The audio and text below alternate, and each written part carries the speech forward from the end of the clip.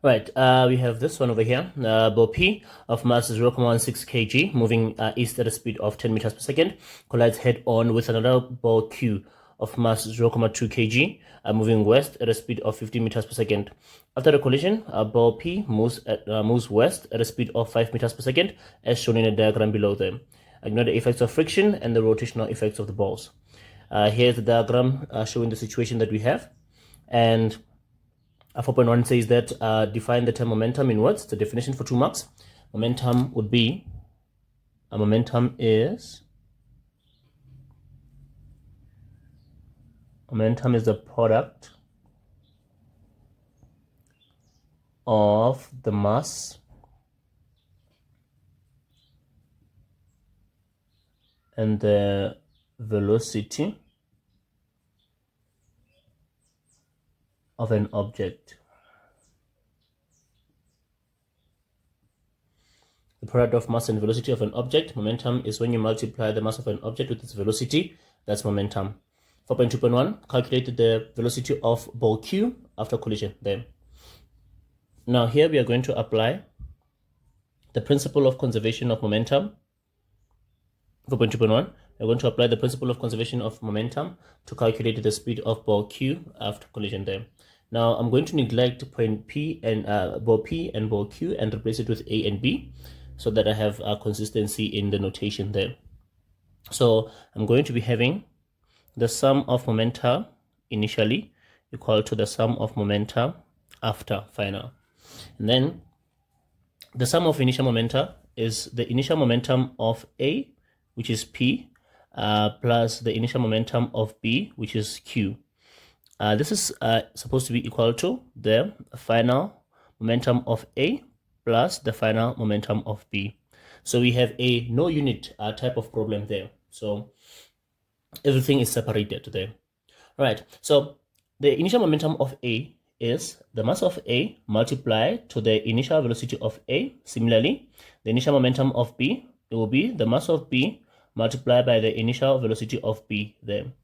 Then the final momentum of A is the mass of A multiplied to the final velocity of A, plus the final momentum of B will be the mass of B multiplied by the final velocity of B, which is what we are trying to calculate here.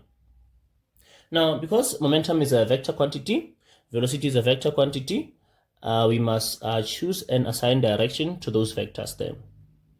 Now, I have a 10 to the right, 15 to the left, and a 5 to the left. I'm going to choose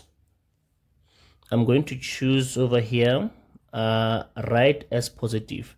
I'm going to choose the right direction to be positive. So that means the left direction is going to be negative. So in short, 10 is positive, 15 is negative, and 5 is negative. And then with that, let's substitute them.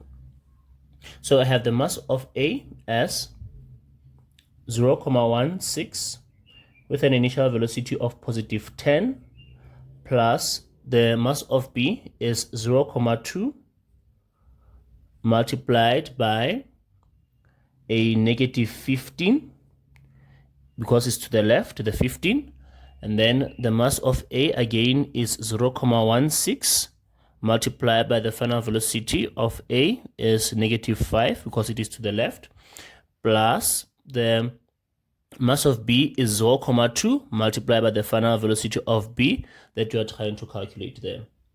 All right, now let's simplify. 10 times 0.16 will give us 1.6. Positive times negative here will give us a negative 0.2. 0.2 multiplied by 15 gives us a 3 equal to 0.16 multiplied by 5 is going to be negative because of that negative there is negative 0.8 plus 0.2 V final of B there. Now we have here 1.6 minus 3. 1.6 minus 3 gives us a negative 1.4. We are going to transpose this 0.8 to come over to this side. It gets to this side, it becomes positive 0.8 is equal to, we have 0.2 here, V final of B. So On the calculator, we have negative 1,4 plus 0,8, 0,8, giving us a negative 0,6 is equal to 0,2 V final of B there. And to solve, we are going to divide here by 0,2 and divide also here by 0,2. 0,2 cancels, and the final velocity of B is equal to, we have 0,6 divided by 0,2, 0,2, it gives us a negative 3. So our answer is negative 3 meters per second there. Now let's interpret the answer. The answer is 3 in the direction that is opposite to the one that we chose as positive. We chose right as positive, our answer comes out as negative. Therefore, our velocity is 3 meters per second to the left there, the direction that is opposite to the one that we chose as positive there. 5 marks for this, 1 mark for the formula, any part of it over here. And then 1, 2, 3 there, and then 4 there. There, and then you give yourself 2 marks for the definition of momentum there. All right. All right, now 4.2.2 says calculate the magnitude of the impulse on the ball P during the collision. That will be ball A for us.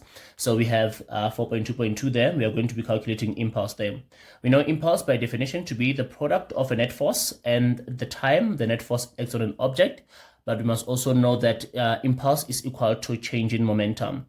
And by change in momentum, we mean that the final momentum minus the initial momentum there.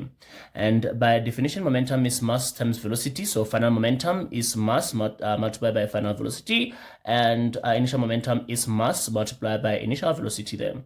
We have that mass there as a common factor. If you pull it out, then you have mass multiplied by final velocity minus initial velocity there.